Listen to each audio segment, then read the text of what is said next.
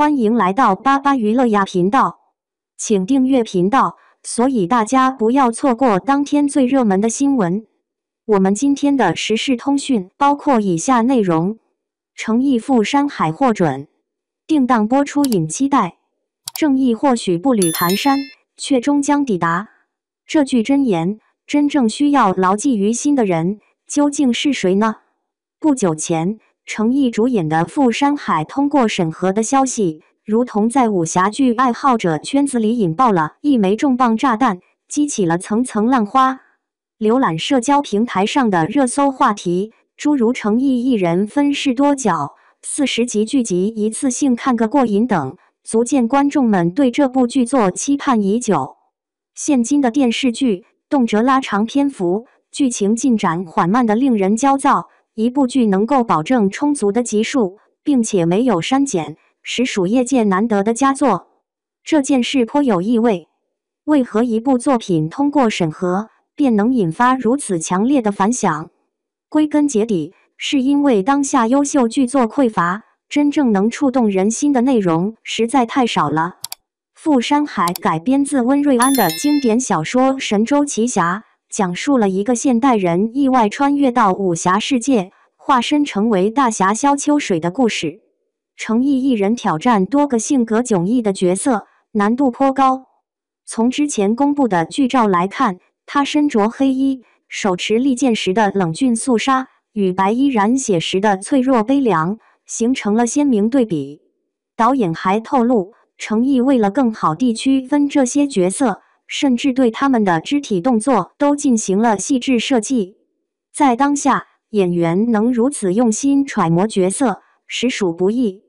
更令观众欣喜的是，这部剧集共有整整40集，并且没有经过任何删减。要知道，如今许多剧作为了顺利通过审查，往往会不得不删减部分内容。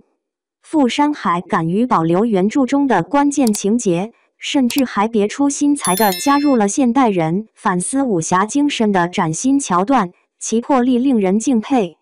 在制作层面，据说剧组耗费了长达半年的时间，精心搭建出一座名为听雪楼的场景，连楼宇屋顶的瓦片都严格参照了古代建筑的样式。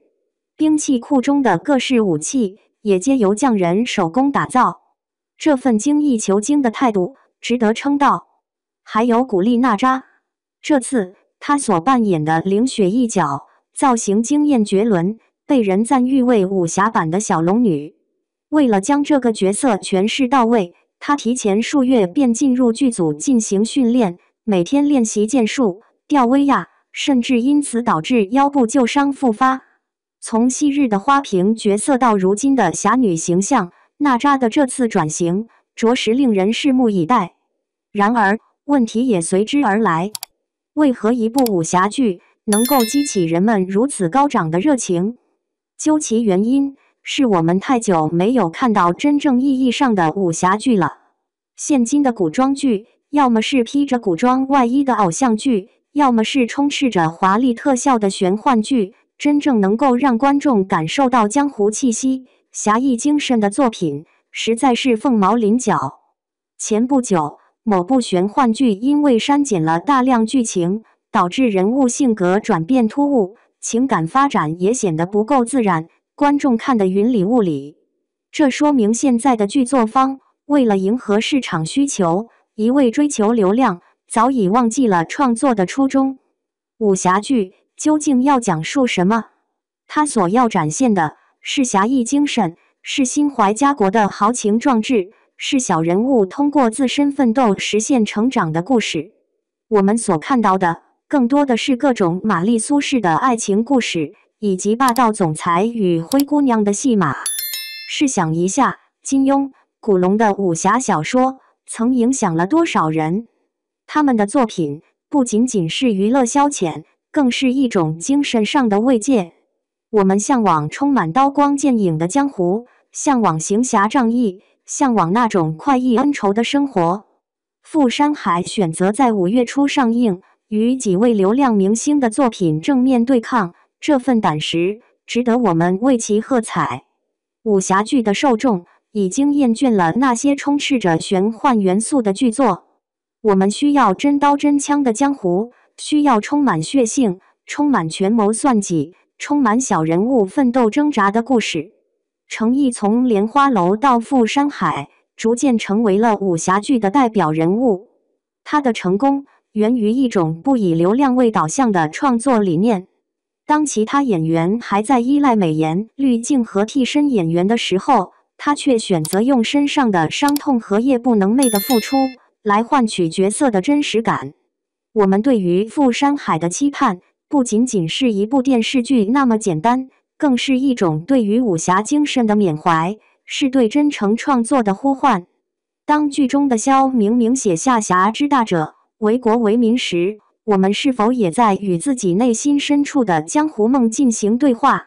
今年5月初，这场关于现代生活与古典侠义的碰撞，或许能够有力地证明，真正的武侠从未消逝，它只是在等待着一群愿意为之付出的人，重新将其点燃。而我们也同样期待着这簇火焰能够照亮我们内心早已沉寂的江湖梦。程毅富山海过审开播在即，引各品牌争相合作，令观众翘首以盼。程毅领衔主演的武侠题材剧集《富山海》已于4月8日顺利通过审查，目前进入播出时间安排的关键阶段。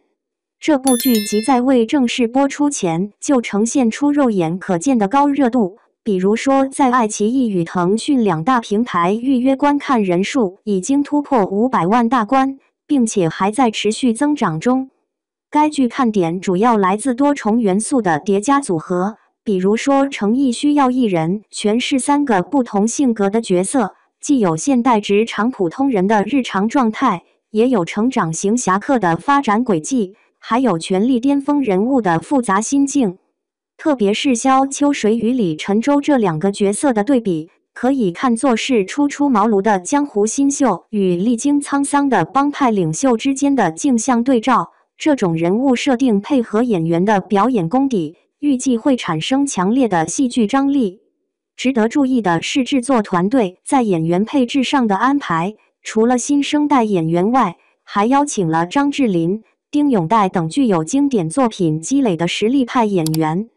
这种新老演员的搭配方式，某种程度上可以理解为传统武侠审美与新时代叙事手法之间的碰撞融合。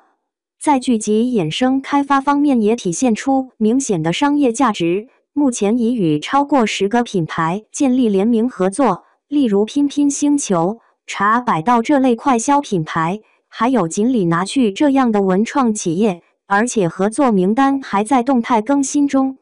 从制作层面来看，该剧在前期筹备阶段就投入了大量资源进行市场布局。比如说打戏部分的拍摄花絮在网络上传播后，很多观众开始关注演员的武术训练过程。对于影视作品而言，这种周边信息的释放实际上可以看作是制作方提升观众期待值的有效策略。随着播出时间临近，业界普遍关注这部融合了系统设定、穿越元素的新型武侠剧能否在传统类型剧基础上实现突破。